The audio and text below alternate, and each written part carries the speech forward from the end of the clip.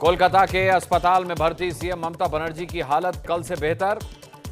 ममता बनर्जी का CT scan भी हुआ। एसएसकेएम अस्पताल के भीतर से ममता ने जारी किया बयान, कहा पैर, हाथ और हड्डी में चोट, लेकिन मैं 2 दिनों में बाहर आऊंगी। कार्यकर्ताओं से शांत रहने और संयम बरतने की अपील की। टीएमसी का ऐलान, 13 मार्च को फिर से ममता चुनावी मैदान में होंगी। पुरुलिया और बगमुंडी में रैली। ममता बनर्जी पर बीजेपी के भीतर से अलग अलग बयान। लॉकेट चैटर्जी ने कहा, हम गंभीर जांच की मांग करते हैं, इस पर कोई राजनीति नहीं होनी चाहिए, ये मानवीयता की बात है। लेकिन बंगाल में बीजेपी के स्टार प्रचारक शहनवाज हुसैन ने कहा, दीदी को नाटक नहीं करना चाहिए। वो समझ गई हैं कि हार तय है, इसीलिए इस तरीके से नाटक कर रही हैं। ममता बनर्जी घटना को बीजेपी का षड्यंत्र बता रही हैं, लेकिन कांग्रेस इसे चुनावी पाखंड कह रही है। एबीपी न्यूज से बातचीत में अधीर रंजन चौधरी ने कहा कि नंदीग्राम समेत पूरे बंगाल में टीएमसी की खराब हालत को देखते हुए ममता खुद पर हमले का नाटक करके संवेदना हासिल करना चाहती हैं। सवाल उन्होंने किया कि अचानक से सीएम की पूरी सिक्योरिटी चली कहां गई। टीएमसी और बीजेपी दोनों पार्टियों ने चुनाव आयोग से जांच की मांग की है। आयोग ने राज्य के मुख्य सचिव, स्पेशल पुलिस ऑब्जर्वर और स्पेशल जनरल ऑब्जर्वर से कल शाम 5 बजे तक रिपोर्ट मांगी है।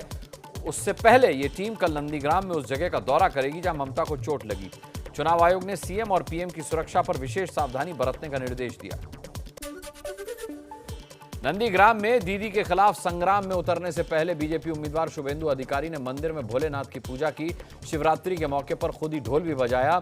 ये वही मंदिर है जहां एक दिन पहले ममता बनर्जी ने भी पूजा पाठ की थी।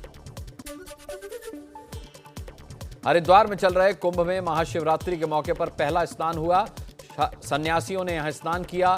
गंगा स्नान करके साधु संतों का श्रद्धालुओं ने आशीर्वाद लिया।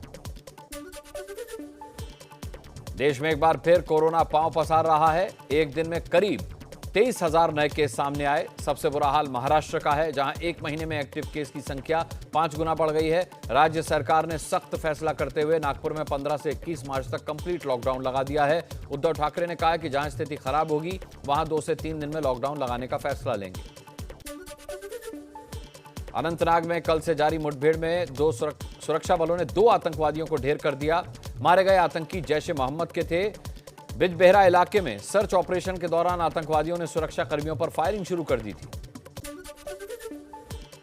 देश भर में मनाया गया शिवरात्रि का पर्व, लेकिन कहीं कहीं भक्तों के उत्साह को कोरोना ने फीका कर दिया। नासिक के त्र्यंबकेश्वर शिव मंदिर में 235 सालों के बाद महाशिवरात्रि के मौके पर भक्तों को शिव के दर्शन नहीं हुए।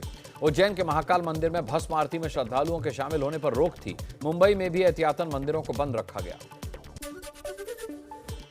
इंडोनेशिया के जावा द्वीप पर बड़ा हादसा। तीर्थयात्रियों से भरी बस खाई में गिरने से बस में सवार 27 लोगों की मौत, करीब 35 लोग घायल।